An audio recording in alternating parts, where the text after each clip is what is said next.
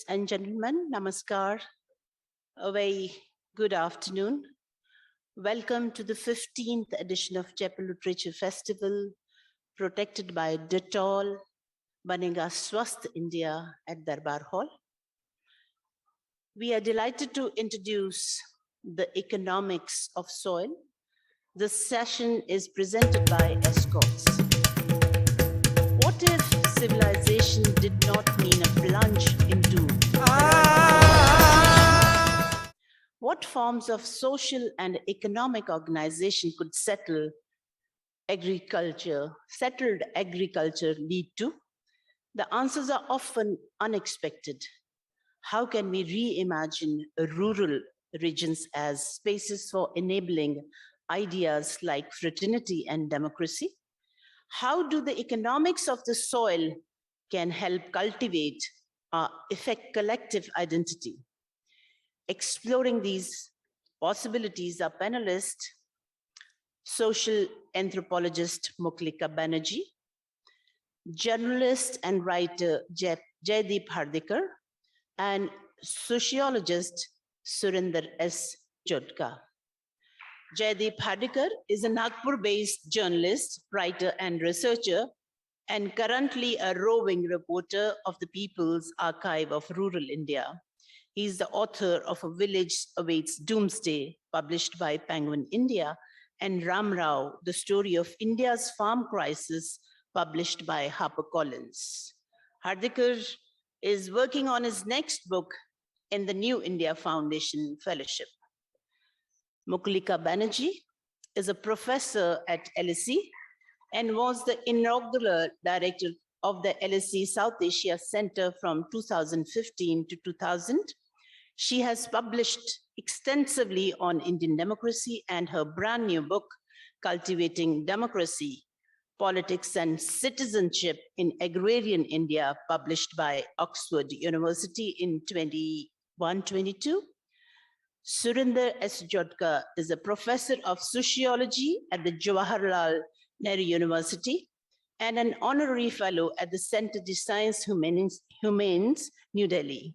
His publications include Caste in Contemporary India, the Indian Middle Class, and Mapping the Elite, Power, Privilege, and Inequality. Thank you. Over to you. They will be in conversation in this session. Thank you.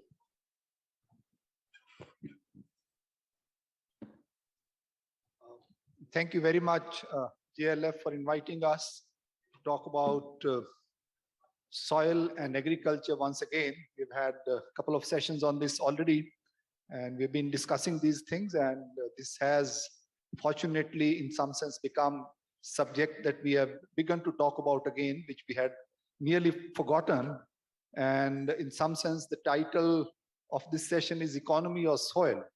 And what in some sense brings us together, the three of us, none of us is not only an economist, but we also, all of us agree that when we think about soil and agriculture, we should not think of it primarily from a kind of economic perspective. We also need to think of soil as life, as culture, as livelihoods, as communities, as kind of, connecting to how we reproduce ourselves. And soil in some sense is also a metaphor for the nation. Land, zameen, and a mitti. Mitti is not something that we have plenty of songs in Hindi movies which begin with mitti and end with mitti, and mitti is also something that we kind of lay in or become ashes and become part of mitti. So it's kind of also a metaphor for life, and that's what we are trying to in some sense talk about soil in the present day session. And it's not simply a question of our disciplinary specialization, that Mukulika is a professor of anthropology, Jaideep works on agriculture related issues and has a degree in sociology, or I teach sociology, or professor of sociology. It's not simply a disciplinary question. It's something that we have in some sense been thinking about, and we have been discussing this in our own capacity. And we have come to kind of think about it, that we need to talk about agriculture as much more than question of national income and how much share agriculture contributes to national income, and whether agriculture should be subsidized by the state or how much emphasis should be given to agriculture in the national economy and how should it be integrated with the market systems. It's not just about that. I mean, we have seen how farmers sat on the borders of Delhi where more than 700 people died. They did not only fight for kind of higher prices. It was much more than that. They were talking about hond. In Punjabi, hond means your own sense of being. And this is something that we need to, in some sense, also emphasize. More importantly, ever since we have been talking about agriculture as an economy, it also brings in question of state, question of policy. We have been talking about green revolution. We have been talking about water. We have been talking about the quality of food. We have been talking about how it gets circulated, who produces, who in some sense transforms into edible kind of, whether it is wheat flour or oils or, now largely we have processed food in many countries. You eat cornflakes and many of us don't even know where milk comes from. Milk comes in bottle and it is supplied to us in packets. We have never, perhaps some of us or our coming generation, or if you go to a European country, they would not have seen perhaps a cow or a buffalo. It's only in a zoo that you would see a cow. And this is something that we need to, at some level, avoid. Another thing about soil before I pass on to other is what we have been talking about, that it is also about culture. Culture is our way of life, as I was telling you about home. And culture is a much bigger word. Culture includes everything. It doesn't include only a question of song and dance. Culture also includes the way we culture, agriculture. And that's why it's called culture. And that's where we need to, in some sense, go back. If we have to talk about agriculture, beyond economy, we also need to think about agriculture as culture. Now let me pass on to Mukulika, who has recently published this book called Cultivating Democracy. And I was very impressed when I looked at the title. The point that I've just made you, I think it's in some sense also conveyed through just the title of this book, Cultivating Democracy, cultivation of democracy. And this is something that Mukulika will perhaps tell us, why did she use this word and why did she think that it should be invoked both to talk about politics, but also talk about agriculture, in the sense that when you're using the word cultivation, she obviously is referring to rural life, and that's where empirical work has been. Over to Mukulika. Thank you very much. And I just want to tell the students who are leaving the room that you were a very noisy presence in the room, which is not very nice for speakers and everybody else. So you're welcome to stay. You can stay quietly, but please don't talk when you're in here. About cultivation, it's true that it's interesting, the discussion of cultivation as both a practice and a metaphor is kind of what we are getting at, what Surinder has been saying. And when the three of us were chatting earlier, we wanted to make this conversation about having this discussion about soil as metaphor and soil as a material in tandem. And Ambedkar shows us the way, in his observation in the constitutional debates when the Indian Constitution was being written.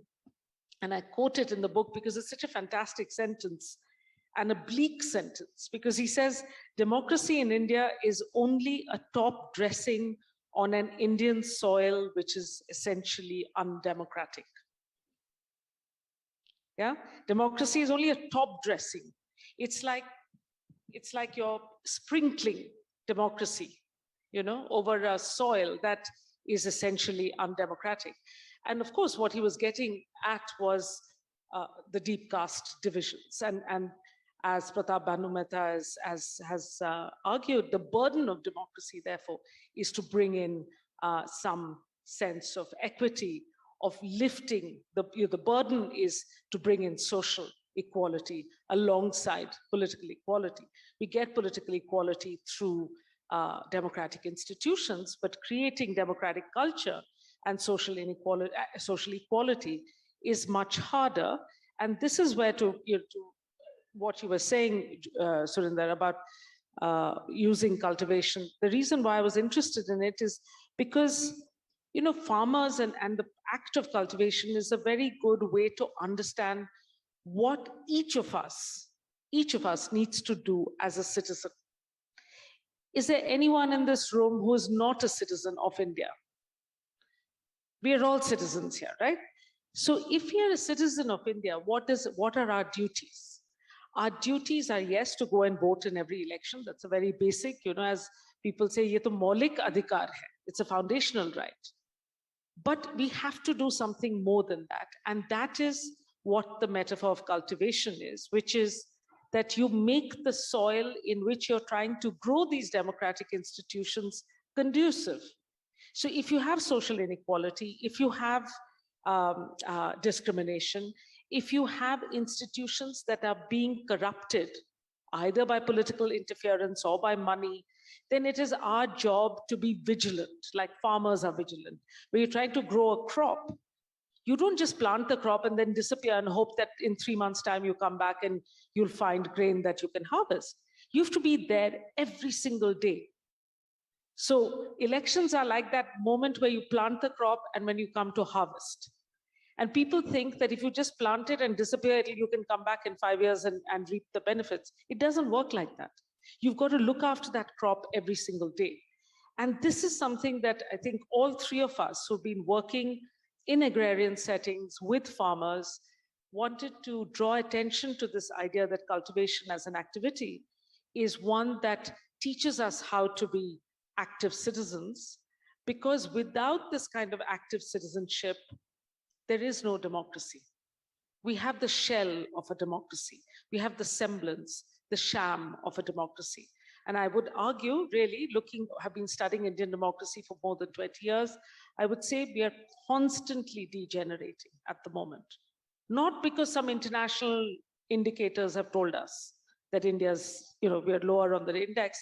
It's because the democratic standards in India were better in the past and we are declining. Maybe just one point that she's already made, connected with kind of agriculture. When we are talking about democracy, we tend to think about democracy as a kind of political system coming to us from above. Elections are kind of declared by election commission, and then we make a kind of government in Delhi. But also a question of democracy would involve thinking about people who are involved in various occupations, living in rural areas. Increasingly post-90s, we have seen citizen as in some sense tend to be only the person who lives in the city. And we have tended to look at rural residents as ignorant, stupid people who do not know what is good for them. And those who are educated, they would anyway move to city. Those who are left behind, we look at them, people left behind. And this is an imagination which in some sense, it counters the idea of democracy. And as I think that's what farmers were trying to say. And if you look at their language, the way they conducted their movement, they set up townships outside Delhi. And that itself was a symbol of their own urbanity and their own cosmopolitanism. Just because somebody lives in the village does not mean that they are left behind and they don't have the choice of going out. Perhaps they also want to go out. And this is in some sense crisis of being, which Jaideep has been studying. He has published a book on which is called Ramrao, a farmer who wanted to commit suicide. And then he told him the story about his life and his other work. Maybe he can also comment on the theme that we are talking about. Thank you, Dr. Jodhka, and thank you, Mukulika Madam. And thanks, JLF, for inviting me to place my views. I'll take the leaf from soil as a metaphor and soil as a physical construct. Allow me a couple of minutes to explain what it means. One question that I asked Ramrao once was, what does this land and soil mean to you? And he has a sense of humor. Vidarbha, the region I come from, has a sense of dark humor. And he says, "Sau ka saat karna, baap ka naam chalana." In one line, let me explain how he uses soil and land as a metaphor. Sau ka saat karna is economics. Basically, he's telling us that I invest 100 rupees and actually draw 60 rupees out of it, which means that I'm every year ending up with losses. That's the economics of it. That's the economics of agriculture that he sort of defined in that one line. But Baap Ka Naam Chalana is a metaphor of he being part of a system. Call it patriarchy, call it a continuous process where a soil or land is passed on from one generation to another. And therefore, all through my reporting as a journalist from the hinterland and heartlands of the country, reporting on farming societies, agrarian masses, I realized that a soil is probably a less acknowledged construct of civilization. Allow me to explain what I mean. It's the only construct that is continuous from the time the planet has come into being. Soil as a metaphor, can be an emblem or a symbol of nationalism.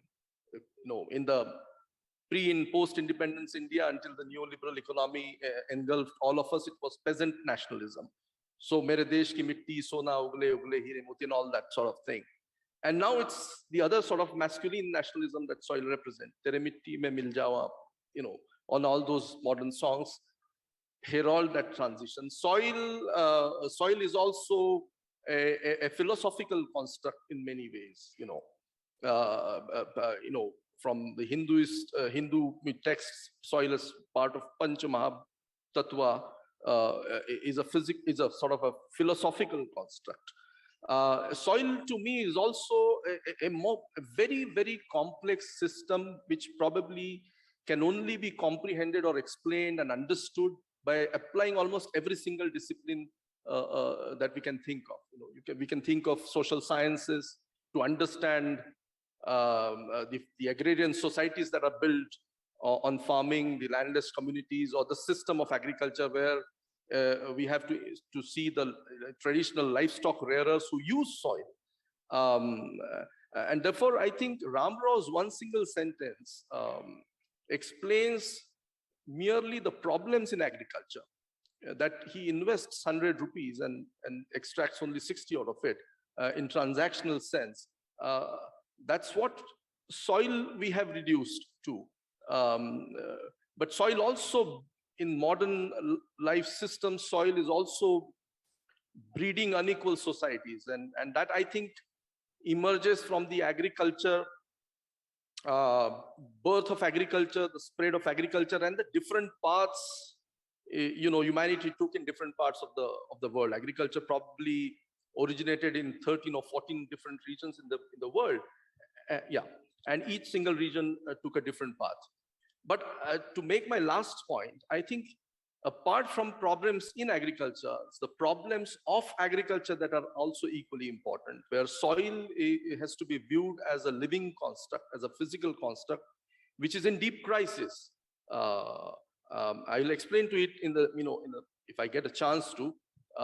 But climate change and soil erosion is essentially probably at the root of many crises that we are confronted with. And it's also a crisis that is less acknowledged. We are only dealing with the economic and the social side of soil economy, but we're not dealing with soil as a living, living system, which is in deep, deep stress as we are extracting and eroding our soil systems by use of modern practices of agriculture. If I may just come in on one aspect, I think the point you've ended on is critical, right? What's happening with the Green Revolution and what it has done to the soil in India, what monocropping has done to the soil in India, the fact that we've lost our cereal diversity, we grow wheat and paddy, and that's what we eat. We don't eat the traditional grains and this is not just what it has done for nutrition for us, but also what growing different crops does to the nutrition in the soil itself.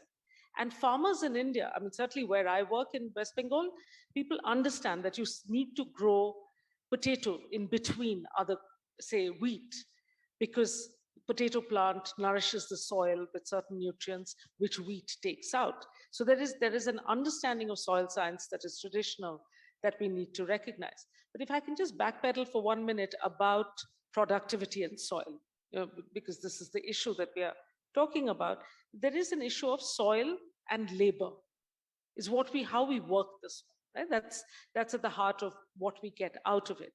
And because I've studied West Bengal, and my book is based on 20 years of engagement in a village in West Bengal, one of the things we saw in West Bengal was the Green Revolution and what it's done to the soil, which is a separate story. But 20 years ago, the story was alongside Green Revolution, there was also land reform.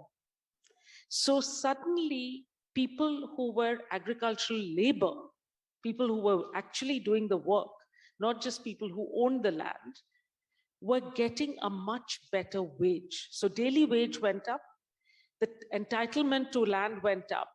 And economists, when they are creative, economists can do amazing work. They showed us that they were trying to explain, what happened when they did institutional reforms like this, where they tried to make a more democratic culture by making access and ownership of land more equitable. The productivity of the soil went up, and West Bengal became the largest producing state of paddy. And this was a puzzle. You thought, humne to land reform kiya. How does the soil know we are doing land reform? After all, you think the soil will produce.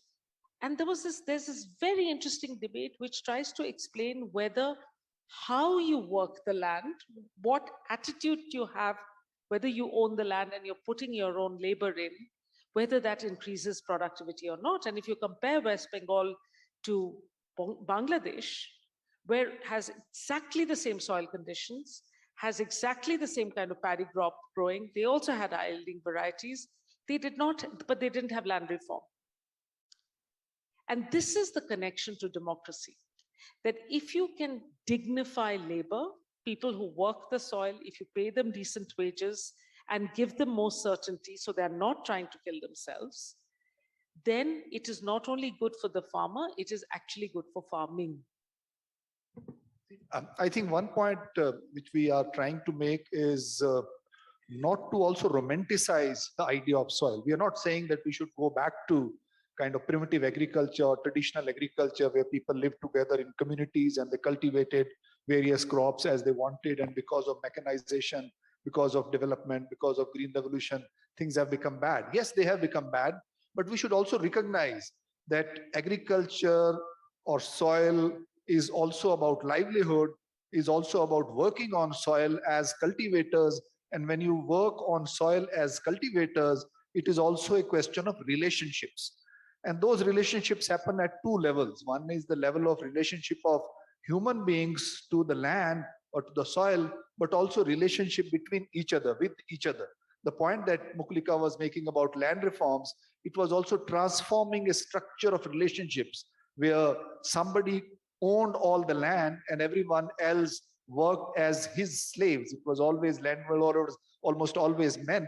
So there was also a kind of patriarchal structure which also comes to the household that Jaideep was talking about, men, women, and men go out and women are not valued in agrarian societies. There are many problems. So one is not talking about romanticizing soil and saying that this development has meant disaster for traditional cultures and modernity is the source of all the problems. That is the last thing that we would like to do.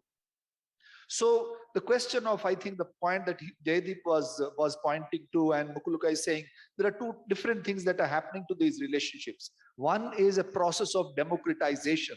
That's why cultivating democracy is like cultivating a crop. You have to work in it, you have to work together, and you have to kind of make sure that there are no pests and there are no insects in the seeds, and we have to keep cleaning them, right?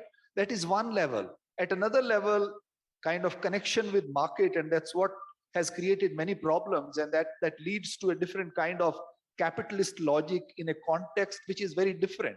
And that leads to a different kind of individualization and fragmentation of all kinds of collective life we have had in the village. All of us who have worked in villages, and all of you who, even if you don't live in village, you would have relatives in villages. And if you go to villages, you don't recognize them. Even in last 20 years, rural settlements have changed so much.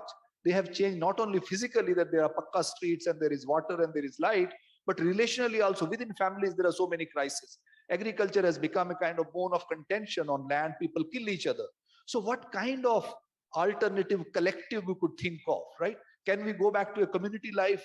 I think we can reflect, all of us, a little bit on this. Maybe I'll start with Jaideep and he can comment something. He's also been working with question of cooperatives and collectives, different kinds of experiments that are already going on. And we need to talk about them so that, farmers don't feel lonely, isolated, individualized, and they feel that, if there is a kind of crisis of debt, the only source they have is to kind of hang themselves. Yeah. No, I think I look at collectives from the point of view of market viability and also a kind of threshold of threshold of productivity and production.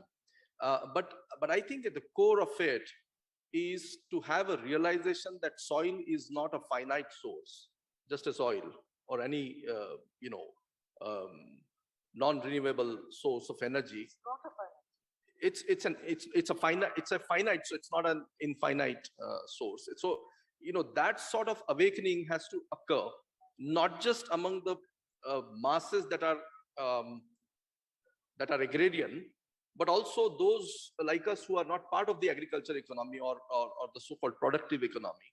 I think the two processes are intrinsic in the country today. One is the whole disconnect between the productive societies or the agrarian and industrial societies and the societies that are now increasingly driven by service sector. And also technology plays an important part in driving a new kind of society.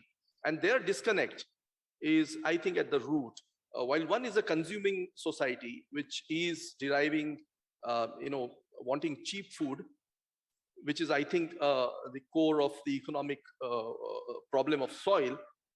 Can food be a cheap thing if the energy costs, the costs of labor, the costs of extractive economy are growing every passing year, every passing day? And I think to fit into that sort of market economy, people would try and find solutions. So while I'm saying that we cannot have solutions from the existing framework, I mean, to sort of agree and disagree with your point, it's not the question of organic and inorganic. We have to look at system of agriculture where we transform perennial systems into annual systems, and that's where the problem began. Food was not a part of annualized system. It became much later, and through it emerged the agrarian or the agricultural transformations that we know today. And then we've added technology, added inorganic. But within the existing framework, India's problem is that we are a predominantly dry land as well as small farmer economy. 83% of Indian farmers, Indian cultivators, are either tenant farmers or small and marginal farmers who cannot stand the pressures of market economy, who cannot fulfill the very basic demands and needs, whether education of children or the kind of aspirations that are growing in society. So what's the way out?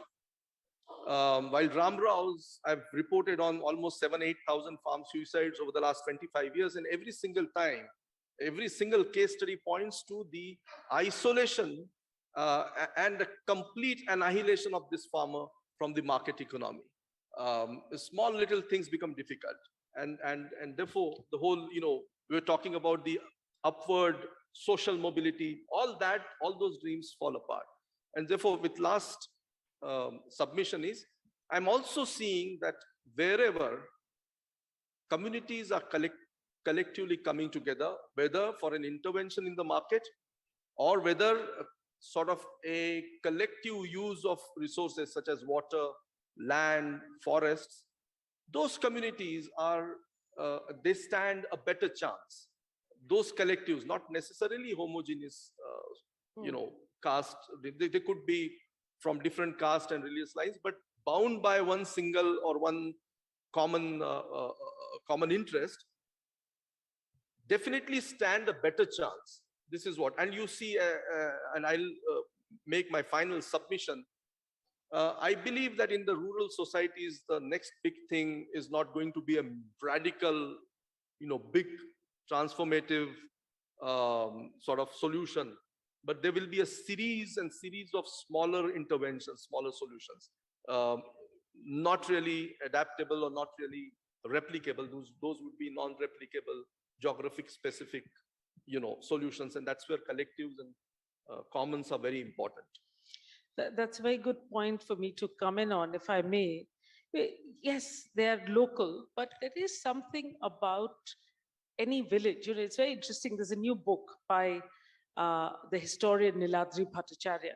It's called The Agrarian Conquest of India. And what he shows in this book, it's a new book, it's come out this year, last year. The village, we all talk about village India, villages. Village is a fairly recent unit. The villages have not existed forever. The village is a revenue unit from the colonial period. So these are not ancient, there's nothing ancient about our rural societies. The societies have existed, but the village, demarcated as it is a revenue unit which was used by the colonial government to tax. Now, what it did was these had to be geographically marked. So what do you geographically mark? The settled bit of the village, where people live and where their fields are. The fields, by definition, are privately owned. So there is a question of ownership. So this is X's field, this is Y's field. But that's not all the village is. The village also consisted of, in Bengal, you have pukurs, tanks, rain-fed tanks. You have bamboo groves. You have pasture land where the animals go to graze. And if you look at the map of India according to villages, you'll see that these defined units are interleaved by these commons. And there are two different logics at work.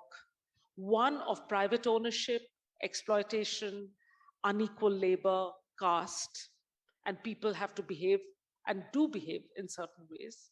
But there is a whole other way of behaving, which is, I was saying this in an earlier session, there are lots of bamboo groves in my village where I do my research.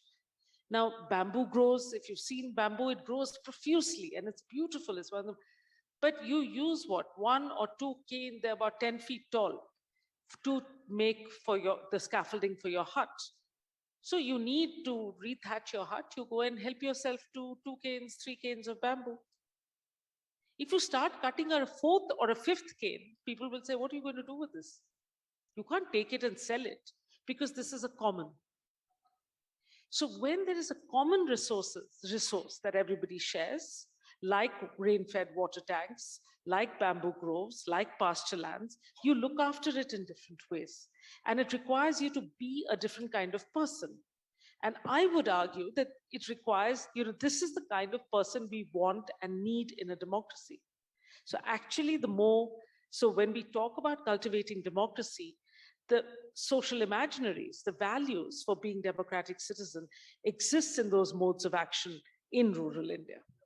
I think another point that kind of comes out of this discussion, that the 2 points being made. One is question of diversity cannot be ignored. There are different kinds of diversities. Agrarian histories of Britain could have never been like ours, right? We are ex-colonial country. The fact that India was colonized shaped the way we live today, shaped the nature of our settlements, shaped the identity of our settlements, shaped the relationship between different settlements. Similarly, what I think Jaideep was saying is also very, very critical. Agrarian systems are inherently diverse because our ecologies are very diverse. South Odisha cannot be similar to North Odisha because land systems are very different. If you look at Kerala, you don't really have villages even now. The village settlements have not evolved in the manner in which they have evolved in North India. You have contiguous kind of settlements, and now there are these masaddas which you have some kind of name for. But again, within Kerala also, if you go to some areas where you have plain lands, where you have rice cultivation, relationships change there. Ecologies of hills are very different from ecologies of plain. Size of rural settlements are very different. In Himachal Pradesh, a settlement would be of 50 households, and in Bihar, a settlement could be of 3,000 households, 20,000 population, 30,000 population in one village. In Bihar, a contiguous settlement. So ruralities are by definition very, very diverse, and more importantly, agrarian histories are inherently diverse. And this, in some sense, becomes a very important policy question. And that's where question of hegemony becomes very significant. And we think that what happened in North America will also happen in India. What happened in Central Europe also happens in India. We don't have peasant societies in the sense in which Central Europe had peasant societies. We have always had caste-divided societies. And caste remains a very central institution in most of India, not all of India. Now, where it is not significant, we should not superimpose the idea of caste. where you have so-called tribal communities, their customs are different. Their relationship with each other is different. Their relationship with land is very different. Their imaginations of the larger world is very different.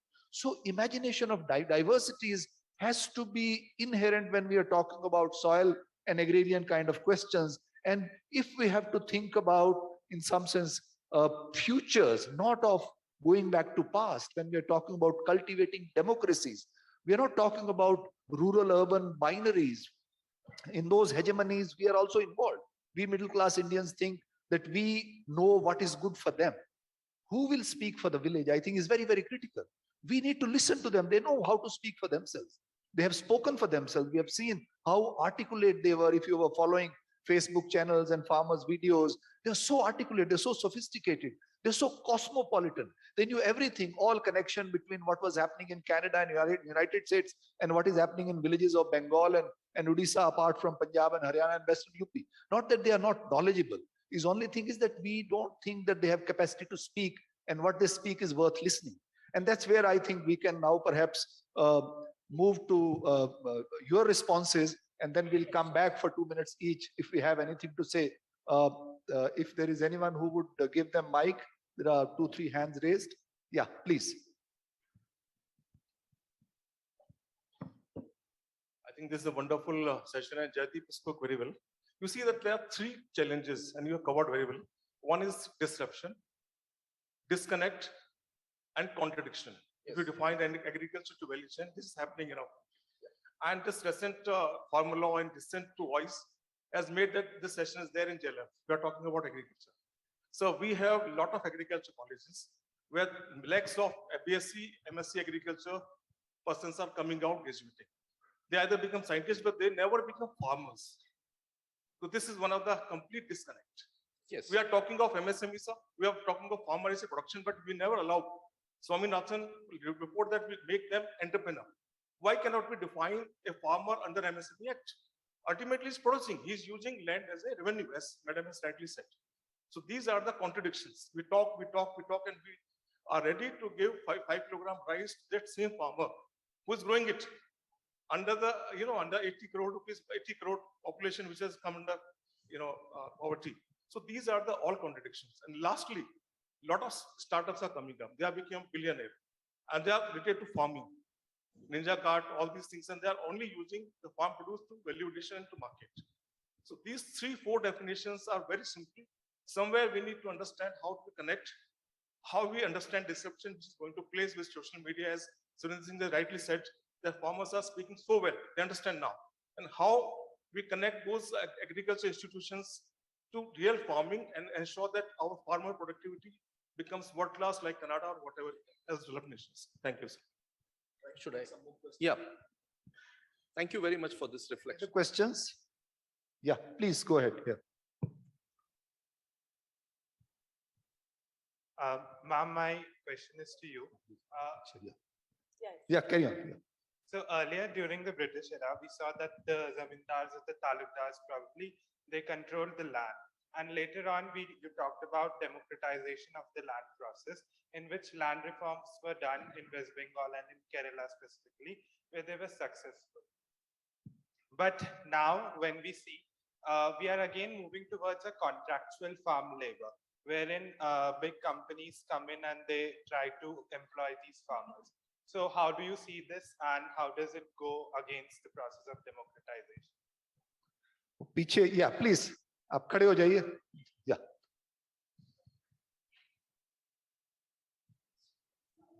Hello. हाँ जी. I am farmer in Maharashtra. Now I am facing the problem of non-fertility of land, and I want to know how to improve the quality of soil and fertility of land. Please. Yes, there are 2 questions there, one by one. We can take all the questions and finally we conclude.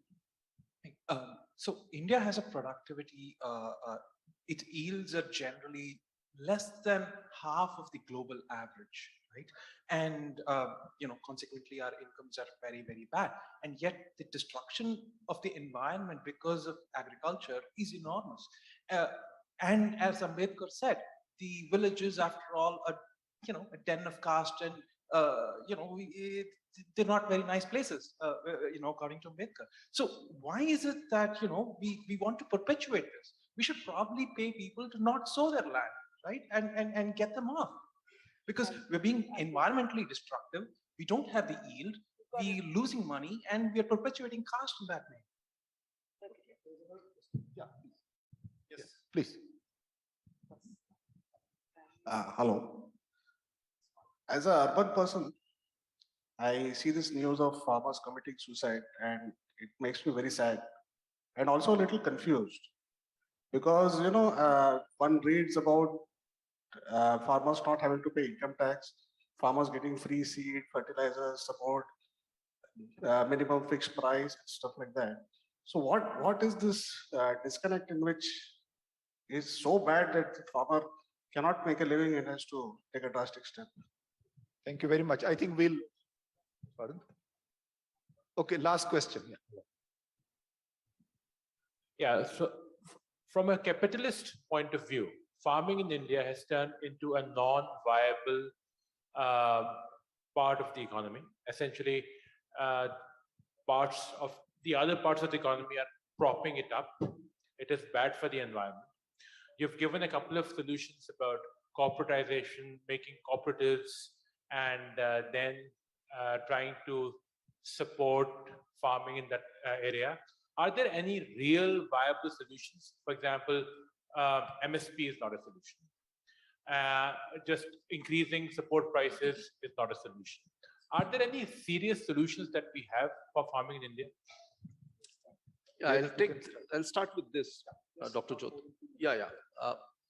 Show me a single country in the world where agriculture is not state supported. Any single country, take United States of America, 12,000, 20,000 cotton farmers, gives an annual subsidy of about $8 billion. That's almost like 35,000 rupees an acre. Go to Switzerland, look at their subsidies, that's how they can buy bread. Nowhere in the world is agriculture not state supported, period. Viable solutions, I think, that Kaka's, pointer that his land is turning infertile. Fertility is an issue. And that's what I'm making a point, that so far we are only dealing with the problems in agriculture, the economics of it, the social problems, and the disconnect between the urban society and the agriculture colleges not performing. But his problem actually emanates from my second point, which I'm arguing my thrust is more these days on that, is that problem of agriculture. It takes about 1,000 years to produce 1 inch of topsoil. And topsoil is where everything happens with regard to, crop being good or bad, productivity being good or bad. It takes about 1,000 years. So Kaka, you will have to wait about 1,000 years for your soil to get really good. If you, we have made, over periods, we have made so many interventions. So it's like speaking one lie and then trying to cover it up. We keep speaking lies after lies. We have, the industrial agriculture is a problem. The industrial mode of agriculture is a problem. Agriculture is a system where perennial, livestock, agroclimatic, water, all these things have to be looked at holistically. You cannot fix one and say, okay, we are fixing the system. You cannot fix the market and you say, we are fixing the agriculture system. So I think we have to look at agriculture as a system, producing food, and also, soil being an intrinsic part of that civilizational milieu. We've done enough of devastation on that front. Just to respond to both these sets of questions here about contract farming and the den of, there's this, the question at the back, there is this theory in economics by Arthur Lewis, who was an economist at the London School of Economics, where I work. And it's called the Lewis turning point from his research, where our assumption of civilization in any society is the Lewis turning point, when the surplus, because we're assuming rural labor will go to urban, because rural is not a place worth living. agriculture is not worth doing. So unless that switch happens where you have an excess of labor, where you have in the fall in labor so that wages rise, you're not really a developed economy. So basically the takeaway on that is being rural, being an agrarian based economy is a bad thing. This has become hegemonic in our thinking. And India is a country that doesn't fit this bill. 75% of the country is rural. So you have to push back. You have to think about a different way of thinking about the rural. I quote Ambedkar's statement about the village being a den of vice, and I very respectfully disagree with it, not because I'm saying it is a heaven, but because if there is caste in village, you show me an urban area in India where there is no caste. We talk about caste as if it exists only in the village. You think there's no caste in, does Jaipur not have caste? Are people not marrying according to caste and living according to caste ghettos and eating according to who is vegetarian? On the train from Delhi to Jaipur, I saw this man just told this other one, "Aap udhar khaiye, hamara vegetarian birth hai." I mean, there are things going on in urban India which we blame on rural India, which are happening in urban India. About contract farming, it's not so much. There's a big elephant in the room that we haven't talked about, which is agrarian markets. And agricultural markets need reform. Our colleagues, Mekhla Krishnamurthy and others are working on this. There is a whole discussion to be had, not just about labor and soil, but how we sell the crop. But at the heart of whatever kind of farming you do, you've got to have a question about labor pricing, and even more ineffably, the issue of dignity. And that is critical. Just final last minute, because our time is up. I think all these questions that have come up, they're very valid questions at some level. And these questions work with this larger established technocratic model of thinking about economies. And if we were to think from technocratic models, we virtually have no hope. Where is this 60% population going to go? Which agriculture in India today does not need more than 10% of working population. It can easily do with 10% of working population. It absorbs something around 50% minimum of working population. It's a sponge for the economy. Where is this sponge going to go? If you bring those 40% people in the city, how are you going to live in this life? So we have to think differently. And the lead to it is to not only be seen in technocratic terms through economic language that, yeah, maybe we should create all these non-farm employments, which anyway are happening. They are innovating. There are more income in rural India comes from non-farm activities, but they are pathetic incomes. They're not valued incomes. They come here and work on construction sites and they live very undignified lives, and there are all kinds of violences involved in that. So the point that we are making in this session, that's where we started, that why don't we take this point from the farmers movement themselves, that they have their voice. They are suggesting something different, which we need to talk about. What is soil? That's why soil is not simply land where wheat has to be grown. It is also mitti with which we relate emotionally, but it is also civilizational. If there is a history of 5,000 years, that cannot be reduced to history of these last 200 years post-industrial revolution world or last 75 years of India's development. And I think that's where our session concludes. Our time is over. Up now, 4, 3, 2, 1. Thank you very much. Thank you for attending the session.